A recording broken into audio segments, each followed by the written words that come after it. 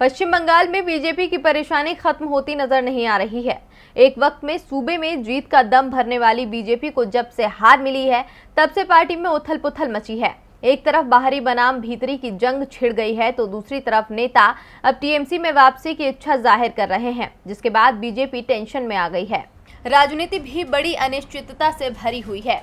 एक महीने पहले तक पश्चिम बंगाल में बीजेपी को सत्ता की दौड़ में सबसे आगे समझा जा रहा था, क्योंकि जिस तरह से नेता बीजेपी के साथी और ममता के बागी बने, उसके बाद तो बीजेपी के ही सत्ता में आने की अटकलों ने जोर पकड़ना शुरू कर दिया। लेकिन दीदी ने अपने दम से फिर से बीजेपी को बेदम कर दिया और अब इस हार के बाद बागी नेता फिर से टीएमसी के साथी बनने की सोच रहे हैं।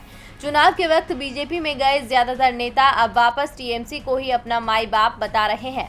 पूर्व विधायक सोनाली गुहा, फुटबॉलर से पॉलिटिशियन बने दीपेंदु विश्वास ने फिर से तृणमूल में शामिल होने की इच्छा जताई है। सोनाली गुहा ने बाकायदा सार्वजनिक रूप से बीजेपी में जाने के लिए ममता बनर्जी से माफी मांगी थी।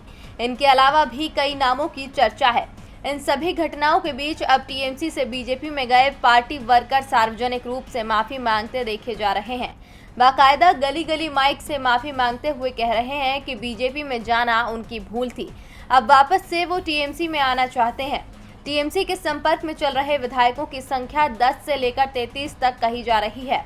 कुछ दिनों पहले टीएमसी प्रवक्ता कुणाल घोष का एक बयान आया था, जिसमें उन्होंने कहा था कि बीजेपी के कम से कम 10 विधायक और 3-4 सांसद टीएमसी में शामिल होना चाहते हैं, लेकिन अभी हमारी तरफ से कोई फैसला नहीं लिया गया है। वहीं पश्चिम बंगाल में बीजेपी इन घटनाओं को टीएमसी की डर की राजनीति बता रही है। ऐसे में एक सवाल बड़ा स्वाभाविक है कि बीजेपी की ओर से लगाए जा रहे इस डर के आरोप में कितना दम है। क्या वाकई बंगाल में निकल गया है बीजेपी का दम?